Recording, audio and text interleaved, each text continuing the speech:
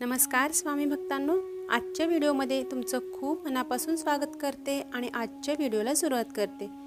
तर या व्हिडिओमध्ये आपण पाहणार आहोत पितृपक्षामध्ये आपल्याला काही गोष्टी खरेदी करायच्या आहेत, परंतु काही गोष्टी अशा असतात ज्या पितृपक्षामध्ये आपल्याला खरेदी करता येत नाहीत आणि त्या खरेदी करणे सुद्धा वर्ज्य मानले जाते। तर आपण या व्हिडिओमध्ये पाहणार आहोत पितृपक्षामध्ये कोणत्या गोष्टी खरेदी करायच्या आहेत, जेणेकरून या गोष्टी खरेदी केल्यामुळे आपल्याला पितरांचा आशीर्वाद मिळेल, त्यांच्या मनाला शांती मिळेल आणि आपल्या घरामध्ये भरभराट सुख समृद्धी येईल। त्यापूर्वी एक छोटीशी विनंती, जर माहिती तुम्हाला आवडत असेल तर व्हिडिओला लाईक करा आणि चॅनलवरती जर नवीन असाल तर चॅनलला सबस्क्राईब करायला विसरू नका। तर पितृपक्षामध्ये काळे तीळ खरेदी करण्याला अतिशय महत्त्व दिलेले आहे आणि या दिवसांमध्ये जर आपण काळे तीळ खरेदी केले आणि ते आपल्या पितरांना अर्पण केले तर मात्र पितृदोष आपला कमी होऊन आपले पितृ आपल्यावरती अतिशय प्रसन्न होतात, आपल्याला आशीर्वाद देतात आणि आपल्या मनातल्या सर्व काही इच्छा पूर्ण करत असतात। म्हणूनच आपल्याला पितृपक्षामध्ये काळे तीळ खरेदी करणे अतिशय शुभ मानले जाते आणि ते आपल्याला करायचे आहे। त्यानंतरची पुढची गोष्ट म्हणजे चमेलीचे तेल।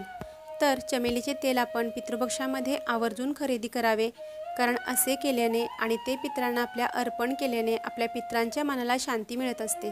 त्याचप्रमाणे ते आपल्याला अतिशय मनापासून आशीर्वाद देतात आणि आपल्या घरामध्ये ज्या काही अडचणी, कटकटी किंवा नजर दोष, पितृदोष असेल तर तो सुद्धा कमी होण्यास मदत होते आणि त्यामुळेच पितृपक्षामध्ये आपल्याला चमेलीचे तेल खरेदी करून आपल्या पितरांना अर्पण करायचं आहे। त्यामुळे आपल्या आयुष्यातल्या सगळ्या अडचणी दूर होतात। त्यानंतरची पुढची गोष्ट म्हणजे अक्षत खरेदी करणे। अक्षत खरेदी करणे म्हणजेच तांदूळ आणि तांदूळ खरेदी करणे, याला पितृपक्षामध्ये अतिशय महत्त्व दिलेले आहे। अतिशय शुभ गोष्ट आहे ही आणि या काळामध्ये आपल्याला तांदूळ खरेदी करायचे आहेत आणि मदत म्हणून एखाद्या गरजू व्यक्तीला किंवा गरीब भिकाऱ्याला आपल्याला ते दान म्हणून द्यायचे आहेत। ते दान देत असताना मनामध्ये अतिशय प्रसन्न भाव ठेवायचा आहे आणि त्यांना तांदळाचे दान द्यायचे आहे। यामुळे आपले पितृ आपल्यावरती प्रसन्न होतात आणि आपल्याला भरभरून आशीर्वाद देतात आणि आपल्या कामातील जी काही अडथळे असतील ते सुद्धा दूर करतात। त्यामुळे आपल्याला तांदळाचे दान या काळामध्ये अवश्य करायचे आहे। त्याचप्रमाणे पुढची गोष्ट म्हणजे पितरांना आपण या कालावधीमध्ये जर बार्ली अर्पण करत असेल, बार्ली हे धान्य आहे आणि हे जर आपल्याला आपण पितरांना अर्पण करत असेल या काळामध्ये तर पितृ आपले अतिशय प्रसन्न होतात।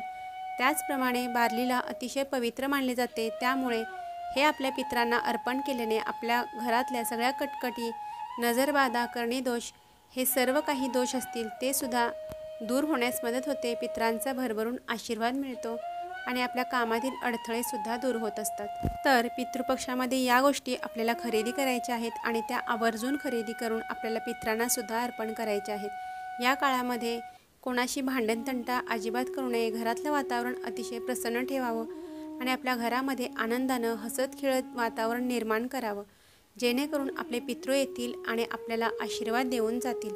त्यामुळे आपल्याला या गोष्टी खरेदी करणं अतिशय शुभ आहे।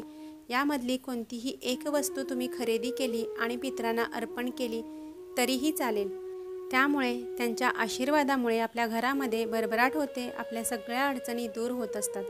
म्हणूनच आपल्याला या गोष्टी पितृपक्षामध्ये अर्पण करायच्या आहेत, खरेदीसुद्धा करायच्या आहेत। तर ही होती छोटीशी माहिती जर तुम्हाला आवडली असेल तर व्हिडिओला लाईक करा, चॅनलवरती जर नवीन असाल तर चॅनलला सबस्क्राईब करायला विसरू नका।